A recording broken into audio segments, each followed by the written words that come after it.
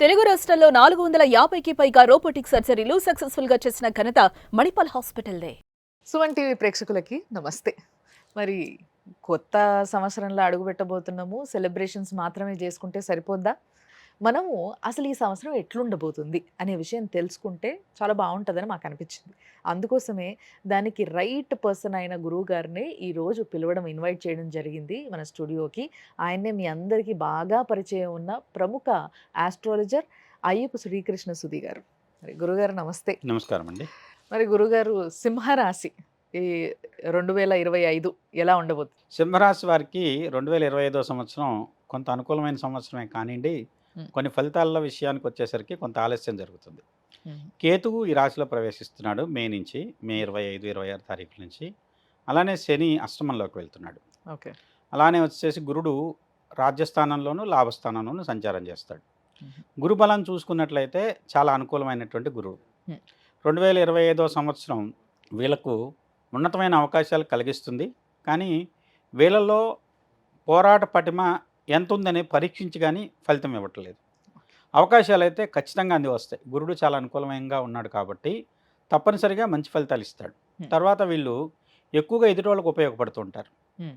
ముఖ్యంగా వచ్చేసి వీళ్ళు చేసే పని వాళ్ళ కోసం మర్చిపోయి ఎదుటోళ్ళకి ఏదో సహాయం చేద్దామని వెళ్ళి తద్వారా వాళ్ళకి సాయం చేస్తారు. ఆ పని అంతా వచ్చేసి వాళ్ళకి అవుతుంది. హ్మ్. వీళ్ళకి ఏదైనా చేసుకుందాం అనేసరికి వీళ్ళకి ఓపిక లేకపోవటమో, కాలం కలిసి రాకపోవటమో ఇలాంటి వాటి వల్ల కొన్ని ఆలస్యాలైతే ఉన్నాయి. హ్మ్. ముఖ్యంగా కేతువు. హ్మ్.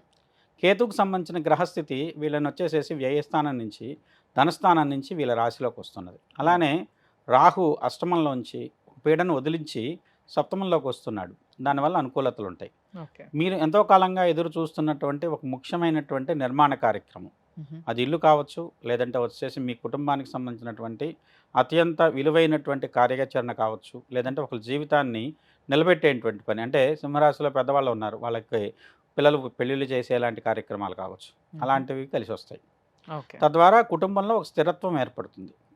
వీళ్ళు ఎక్కువ బాధ్యతలు తీసుకొని, బాధ్యతతో వ్యవహరించడం వల్ల వీళ్ళకి వచ్చేటువంటి ఫలితాల్లో బాధ్యతను నెరవేర్చుకోగలుగుతారు విజయవంతంగా. హుహు.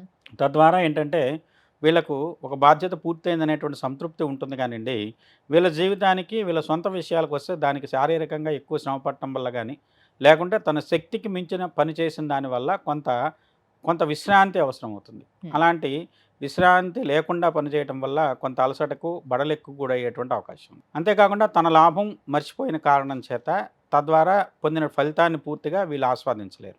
ఓకే. అంటే ఎదుటోళ్ళకి సహాయపడటంతో వీళ్ళకి లాభం ఏమి ఉండదు. హ్మ్. తద్వారా కొంత ఇబ్బంది ఉంటుంది.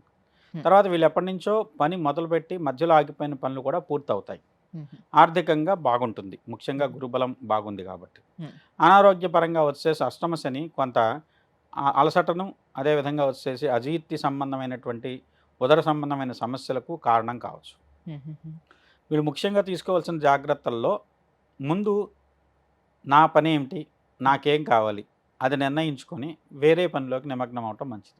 తనకు ఓకే. కావాల్సింది తను పూర్తి చేసుకోండి. హ్మ్. అంటే షూర్. ఇవాళ భోజనం చేయాలి. భోజనం పూర్తి చేసేసేసి తర్వాత మిగతా దాని జోలికెళ్ళండి. ఓకే. ఆలస్యం చేసిన కొద్దీ మీకే ఇబ్బంది అవుతుంది. కాబట్టి హ్మ్. ఇలాంటి విషయాల్లో సింహరాశి వాళ్ళు కొంత జాగ్రత్త తీసుకోవడం అవసరం అని చెప్పొచ్చు. హ్మ్. దాంతోపాటు వీళ్ళకి కావాల్సిన దాంట్లో ముఖ్యంగా సామాజికమైన మన బాధ్యత. హ్మ్. సమాజాన్ని వచ్చేసేసి ఏదో ఉద్ధరిద్దాం, ఏదో వాళ్ళకి అది చేద్దాం, వీళ్ళకి ఇది చేద్దాం అనే దానివల్ల ఎవరైతే మీ వల్ల లబ్ధి పొందారో వాళ్ళు తర్వాత మొహం చాటు వేయటము, లేకుంటే వచ్చి మీకు అవసరమైన సందర్భాల్లో వాళ్ళకి మీకు ఉపయోగపడకపోవటము, లేకుంటే ఇంకో రకంగా మీకు శత్రువులుగా మారటం కూడా జరగవచ్చు. ఓకే. అది కేతువుకు సంబంధించినటువంటి స్థితి. హుహుహు. కాబట్టి సాధ్యమైనంత వరకు కేతువుకు సంబంధించినటువంటి స్థితిలో మెరుగుదల కోసం హ్మ్. ఎవరైతే బ్రహ్మచారులుగా ఉండేటువంటి దేవతలు ఉన్నారో హుహు. వాళ్ళని ఆరాధించండి. ఓకే. స్పెక్యులేషన్ మీకు అత్యద్భుతంగా కలిసొస్తుంది. హ్మ్. స్థిరాస్తులు కానివ్వండి, లేదంటే వచ్చేసేసి స్థిరమైనటువంటి వృద్ధి ఉండేటువంటి షేర్స్ పరంగా కానివ్వండి, హుహు. లేదంటే వాటి మీద పెట్టుబడులు పెట్టండి. భూమి కావచ్చు, హుహు. లేదంటే వచ్చేసి ఇన్ఫ్రా కావచ్చు. ఇలాంటి వాటి మీద కనుక పెట్టుబడులు పెట్టినట్టయితే మంచి మెరుగైన ఫలితాలు ఉంటాయి. హ్మ్. ముఖ్యంగా ఫార్మా కూడా వీళ్ళకి బాగా కలిసి వచ్చేటువంటి అవకాశం ఉంటుంది. ఓకే. ఫార్మా అంటే వైద్యపరమైనటువంటి రంగంలో ఉన్నటువంటి సంస్థల మీద కానివ్వండి, వైద్యపరమైనటువంటి ఉత్పత్తులు తయారు చేసేటువంటి సంస్థలు కానీ వీళ్ళకి లాభదాయకంగా ఉంటాయి. ఓకే. అలాంటి వ్యాపారంలో ఉన్న వాళ్ళకు అత్యద్భుతమైన కాలంగా చెప్పొచ్చు. మరి సినిమా వాళ్ళకి గ్లామర్ ఫీల్డ్‌లో ఉన్న వాళ్ళకి ఎట్లుంటదంటారు గురుగారు? పెట్టుబడి పెట్టి తీసే నిర్మాతలు లాంటి వాళ్ళు ఆర్థిక లాభాన్ని పొందుతారు. హుహు. కానీ కొంత గౌరవాన్ని కోల్పోవలసిన పరిస్థితి. హ్మ్.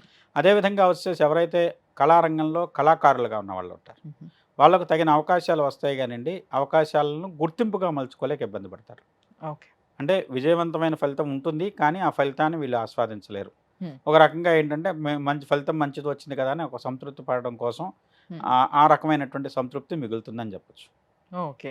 మరి విద్యార్థుల పరిస్థితి ఎగ్జామ్స్‌కి వెళ్తున్న వాళ్ళు? విద్యార్థులకు మంచి ఫలితాలు ఉంటాయి. హ్మ్. విద్యాపరంగా వచ్చేసి పూర్తి గురువు యొక్క అనుకూలత ఉన్న కారణం చేత విద్యార్థులకు చాలా విశేషమైన ఫలితాలు ఉంటాయి.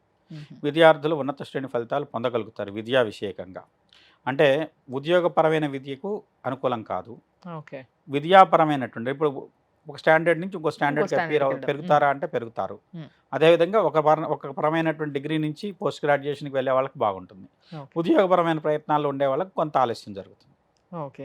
మరి రాజకీయ నాయకుల విషయానికొస్తే గురుగారు? రాజకీయ నాయకుల పరంగా చూస్తే సామాజికమైన బాధ్యతే కాబట్టి వాళ్ళకు మంచి గౌరవం, గుర్తింపు సమాజంలో వచ్చేసి ఒక రకమైనటువంటి నాయకత్వ స్థిరత్వం ఏర్పడుతుందని చెప్పొచ్చు. ఓకే. ఓకే. ఆ విధంగా వాళ్ళు విజయవంతమైన ఫలితాలే పొందుతారు రాజకీయ నాయకులుగా ఉన్నవాళ్ళు. మరి ఈ సింహరాశి వారు ఏదైనా పర్టిక్యులర్‌గా గుడికి గాని, ఎక్కడికైనా వెళ్తే బావుంటదా? ఏదైనా పూజ చేయించుకుంటే బావుంటుందంటారా? ముఖ్యంగా బ్రహ్మచారులుగా ఉండేటువంటి దేవతలు హ్మ్. ఆంజనేయ స్వామి కానివ్వండి, హ్మ్. గణపతి కానివ్వండి, హ్మ్. అలానే సుబ్రహ్మణ్య స్వామిని కూడా. హ్మ్. లేదంటే వచ్చేసి మీకు ఎక్కువ చోట్ల ఈ మధ్యకాలంలో మనకు చూసుకున్నట్లయితే అయ్యప్ప స్వామి. హ్మ్. అలాంటివి ఏమన్నా దీక్ష కనుక చేసినట్లయితే వీళ్ళకు చాలా విశేషమైన ఫలితాలు ఉంటాయి.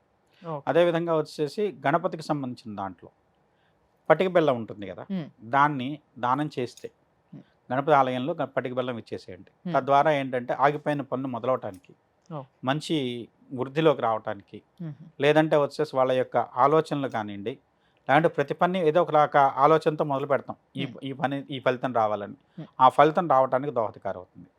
ఓకే. సో, సింహరాశి వారు మొత్తం మీద ఏంటంటే కష్టపడ్డది వేరే వాళ్ళకే కాకుండా మనకంటూ చేసుకోవడం అనేది మొదలుపెడితే బావుంటది అనేది చాలా స్పష్టంగా చెప్పారు. అంతేకాకుండా దానికి సంబంధించి ఏదైనా బ్రహ్మచారులుగా ఉన్న దేవతలను, దేవుళ్ళను మనం పూజించినట్టయితే కొంచెం అనుకున్న పనులు ఫాస్ట్‌గా అవుతాయి అన్న విశేషాన్ని గూడా చాలా డిఫరెంట్‌గా అంటే కొంచెం డిఫరెంట్‌గా ఉంది వీళ్ళది. అటు ఇటుగా మిశ్రమంగా. కాబట్టి కొంచెం బెటర్ చేసుకోవడానికి ఇలాంటివి చేస్తే సరిపోద్ది అంటున్నారు గురువుగారు. చూస్తూనే ఉండండి సుమన్ టీవీ. ధన్యవాదాలు గురుగారు. నమస్కారం.